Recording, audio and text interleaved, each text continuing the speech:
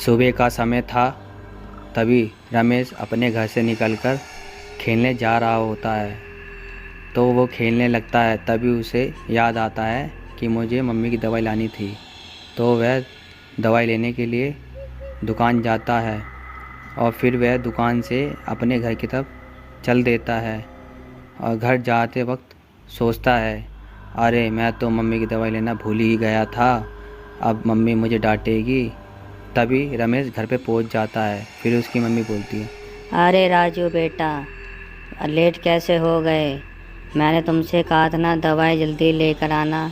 अगर मैंने दवाई सही इस टाइम पे नहीं खाई तो मैं और ज़्यादा बीमार पड़ जाऊंगी और काम पे भी नहीं जा पाऊंगी।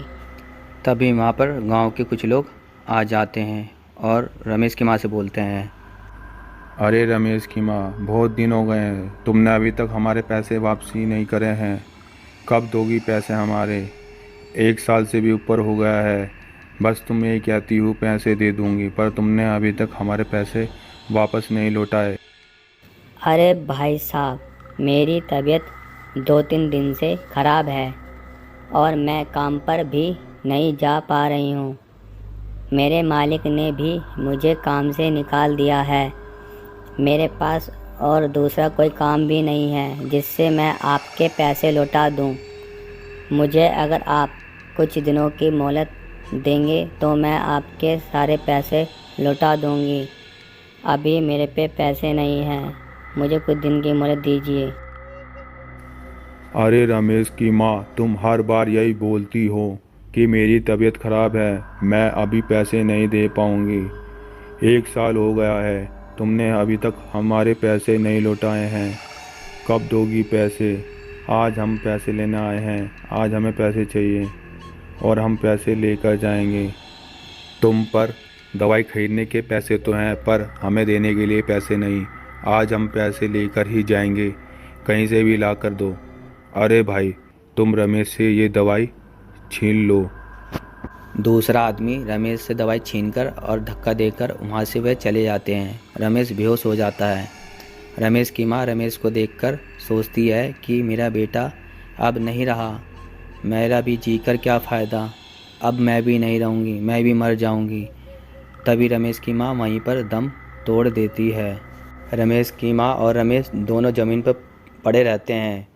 अचानक से थोड़ी देर में देखते ही देखते रमेश की माँ एक चुड़ैल बन जाती है और वह बोलती है, मैं सबको मार डालूंगी, मैं किसी को नहीं छोड़ूंगी, कोई भी नहीं बचेगा। मेरे बेटे का क्या कसूर था जो इन गांव वालों ने मेरे बेटे को मार डाला? अब गांव में कोई शांति से नहीं रहेगा, सब मर जाएंगे। मैं गांव के एक एक आदमी को मार डालूंगी और मैं गांव को शमशान बना दूंगी, कोई भी जिंदा नहीं रहेगा। फिर चुड़ैल अपने बेटे रमेश को छोड़कर घर से बाहर गांव की तरफ चल देती है लोगों को मारने के लिए। तभी एक आदमी रास्ते से अपने घर जा रहा होता है। अचानक वह चुड़ैल को देख लेता है और डर जाता है और फिर बोलता है, कौन हो तुम और तुमने मेरा रास्ता क्यों रोक रखा है? मुझे घर जाने दो, मेरे घर वाले मेरा इंतज़ार कर रहे हैं। क्या चाहती हो तुम मुझसे? अरे इतनी जल्दी भूल गए कि मैं कौन हूँ? मैं रमेश की माँ हूँ। मेरे बेटे का क्या कसूर था जो तुम गांव वालों ने मिलकर मेरे बेटे को मार डाला? अब मैं किसी को भी नहीं छोड़ूंगी, मैं गांव के लोगों को भी मार डालूंगी, मैं तुझे भी नहीं छोड़ूंगी। अब तू मरने के लिए तैयार हो जा, अब तू नहीं बचेगा मेरे हाथों से। एक एक करके मैं गांव के सभी लोगों को मार डालूंगी। चुड़ैल उस आदमी तरफ बढ़ती है और उसको मार देती है। उसे मारने के बाद वह चुड़ैल दूसरे आदमी की तलाश में वहाँ से चली जाती है।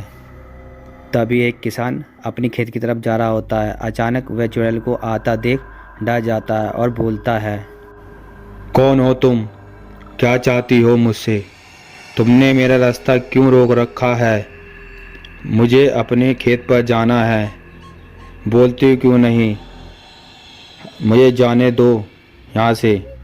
अरे इतनी जल्दी भूल गया, मैं तुझे यहाँ से जाने नहीं दूंगी। मैं तुझे मार डालूँगी। मेरे बेटे को तुम गांव वालों ने मिलकर मार दिया था। उसका क्या कसूर था जो तुमने उसको मार डाला। अब मैं तुझे ज़िंदा नहीं छोड़ूंगी। अब तू मरने के लिए तैयार हो जा। फिर चुड़ैल उस किसान को मारने के लिए आगे बढ़ती है।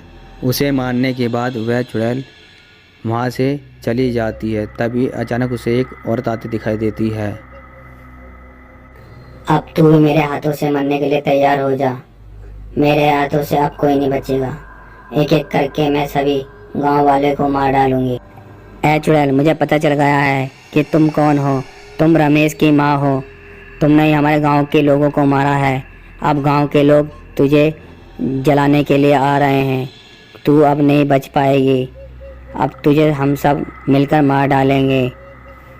पीछे से रमेश की आवाज़ आती है और चुड़ैल उसे देखकर फिर बोलती है। अरे रमेश बेटा, तुम जिंदा हो? मुझे यकीन नहीं हो रहा। मुझे लगा कि तुम मर गए हो और फिर मैंने भी अपना वही दम तोड़ दिया और मैं चुड़ैल बन गई। फिर मैंने लोगों को मारना शुरू कर दिया। मुझसे बहुत बड़ी गलती हो गई। हाँ माँ, मैं तो जिंदा हूँ। मैं तो सिर्फ बेहोश हो गया था, पर आप तो मरकर चुड़ैल बन गई हो और आपने गांव के लोगों को भी मारा है।